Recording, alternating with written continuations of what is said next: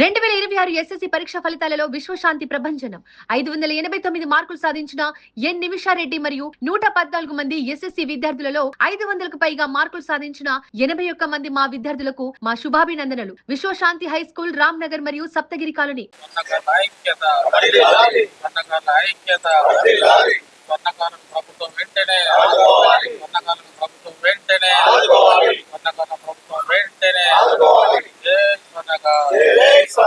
రాష్ట్ర స్వర్ణకారుల సంఘం పిలుపు మేరకు ఈరోజు కరీంనగర్ జిల్లాలోని స్వర్ణకారుల సంఘం అందరూ కూడా స్వచ్ఛందంగా బంద్ పాటించి ఏదైతే కార్పొరేట్ జ్యువెలరీ షాపులు రావడం వల్ల ఈ స్వర్ణకారుల కులవృత్తి అనేది పూర్తిగా తగ్గిపోయింది. చాలా మందికి పనులు లేవు. ఎక్కువగా చాలా మంది కార్పొరేట్ జ్యువెలరీ షాప్స్లోనే కొనుగోలు చేయడం వల్ల వీళ్ళకి ఆదాయం తగ్గింది. ఒక పక్క చాలా ఏజ్డ్ వాళ్ళకి పెన్షన్స్ లేవు. ఇలాంటి కొన్ని ఇబ్బందుల వల్ల ఈరోజు స్వచ్ఛందంగా బంద్ పాటించి కలెక్టర్కి వినతి పత్రం సమర్పించడం జరిగింది. వాళ్ళకున్న సమస్యలపై ప్రస్తుతం మనతో స్వర్ణకారుల సంఘం అధ్యక్షుడు ఉన్నారు. మరి ఏం సమస్యలు ఉన్నాయి, ఏం వినతి పత్రం ఇచ్చారనే విషయాలు కూడా తెలుసుకుందాం. సార్ నమస్తే. నమస్తే. మీ పేరండి? నా పేరు Ravula Srikanth, Karimnagar gold Smith association president and madam. Srikanth గారు చెప్పండి, యాక్చువల్ ఈరోజు మీరు ధర్నా బంద్ చేయడానికి కారణం ఏంటి, ఏం వినతి పత్రం ఇచ్చారు? అయితే రాష్ట్రంలో స్వర్ణకారుల పరిస్థితి నానాటికి దిగజారిపోతున్నది. తెలంగాణ రాష్ట్ర ఆవిర్భావానికి ముఖ్య భూమిక పోషించింది స్వర్ణకారులే. విశ్వబ్రాహ్మణ జాతి ముద్దు బిడ్డ శ్రీకాంతాచార్య ఆత్మ బలిదానంతో తెలంగాణ సాకారమైంది. అది జగమెరిగిన సత్యం. కానీ గత ప్రభుత్వం కానీ ఈ ప్రభుత్వం కానీ అంతటి మహోన్నతమైన జాతికి న్యాయం చేయలేకపోతుర్రని మా ఆవేదన. ఈ ఆవేదనను ఎట్లా తెలియపరచుకోవాలన్న ఉద్దేశంతో మా రాష్ట్ర స్వర్ణకార సంఘం పిలుపు మేరకు ఈరోజు రాష్ట్రంలోని అన్ని జిల్లాల్లో, మండలాలు, టౌన్లో స్వర్ణకారులందరూ కలెక్టర్ గారులకి, ఎమ్మెల్యే గారులకి వినతి పత్రం అందజేసి అందులో ముఖ్యంగా చిన్న 3-4 ముఖ్యమైన పాయింట్లతో మాత్రమే మేము ముందడికి రావడం జరిగింది.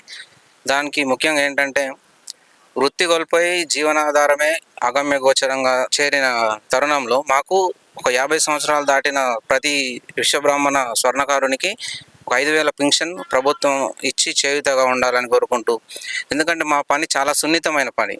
ఈ పనిలో మాకు కళ్ళ సమస్యలు వస్తుంది, కూర్చొని నడుము కూడా సహకరించదు. కాబట్టి దయచేసి ఈ ప్రభుత్వం అయినా మాకు ఒక 50 సంవత్సరాలు దాటిన స్వర్ణకారులకు ఒక 5,000 పెన్షన్ ఇచ్చి అండగా ఉండాలని కోరుకుంటున్నాము. అలాగే కార్పొరేట్ జ్యువెలరీ, ఈ రోజులలో కార్పొరేట్ జ్యువెలరీలు పుట్టగొడుగులా పెరుగుతున్నాయి మేడం. మీరు ఇస్తేనే దాన్ని ఒక వస్తువు చేయడానికి ఉంటాం. కానీ కార్పొరేట్ జ్యువెలరీకి వాళ్ళకు లోన్లు అట్లనే వస్తాయి, వాళ్ళ దగ్గర పెట్టుబడిదారి వ్యవస్థ అట్లనే ఉన్నాయి. కాబట్టి వాళ్ళ దగ్గర ఒకేసారి కిలోల మొత్తంలో పని జరగడం వల్ల పని అంతా మాకు రాకుండా వాళ్ళ చేతుల్లోకి వెళ్ళిపోతుంది. కాబట్టి కార్పొరేట్ జ్యువెలరీలను కూడా కొంచెం వాళ్ళకు రిస్ట్రిక్షన్స్ పెట్టేసి పుస్తెమట్టలు కానీ చిన్న ఒక 10 గ్రాములలో వస్తువులు వాళ్ళ దగ్గర చేయకుండా సాటి స్వర్ణకారులతో చేపించే విధంగా ఈ గవర్నమెంట్ పూనుకొని మాకు సహాయ సహకారాలు అందించాలని ముఖ్యమంత్రి రేవంత్ రెడ్డి గారిని కూడా కోరుకోవడం జరుగుతుంది. ఈరోజు రాష్ట్ర స్వర్ణకార సంఘం అధ్యక్షుడు వింజమూరి రాఘవాచారి వెంకటస్వామి గారుల ఆదేశాల మేరకు రాష్ట్రంలోని ప్రతి ఒక్క స్వర్ణకార సంఘం అధ్యక్షులమైన మేము కలెక్టర్ మేడం గారికి మా వినతి పత్రాలు అందజేయడం జరిగింది. దీనికి సంపూర్ణంగా మా స్వర్ణకార సంఘం బంద్ ప్రకటించింది. దానికి మా సభ్యులందరూ సహకరించి స్వచ్ఛందంగా బంద్ పాటించి ఈ కార్యక్రమంలో పాల్గొనడం జరిగింది. కలెక్టర్ గారు ఏమన్నారు? సరే, మీ ఆవేదన కూడా మాకు అర్థమైంది. దీన్ని నేను తప్పకుండా ప్రభుత్వం దృష్టికి తీసుకెళ్తానని వారు హామీ ఇవ్వడం జరిగింది. ఈ హామీని కూడా గవర్నమెంట్ కూడా గుర్తించి మా స్వర్ణకారులకు తగిన న్యాయం చేయాలని మనస్ఫూర్తిగా కోరుకుంటున్నాం. ఇప్పుడు ఈ స్వర్ణకారుల సంఘం రాష్ట్ర ఉపాధ్యక్షుడు శ్రీనివాస్ గారు ఉన్నారు. సార్ శ్రీనివాస్ గారు చెప్పండి.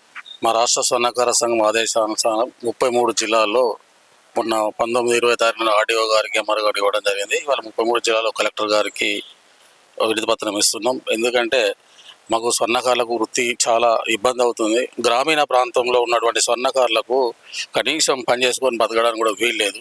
గ్రామీణ ప్రాంతంలో ఉన్నటువంటి కస్టమర్స్ కూడా జ్యువెలరీ షాప్లోకి వెళ్తున్నారు. కాబట్టి ఈ ప్రభుత్వము మమ్మల్ని ఆదుకోవాలి. ఈ జ్యువెలరీ షాప్లను కట్టడి చేసి కనీసం ఒక లిమిటెడ్ గిన్నె గ్రాముల వరకు ఇంత ఉండాలని చేయాలని మేము కోరుకుంటా ఉన్నాం.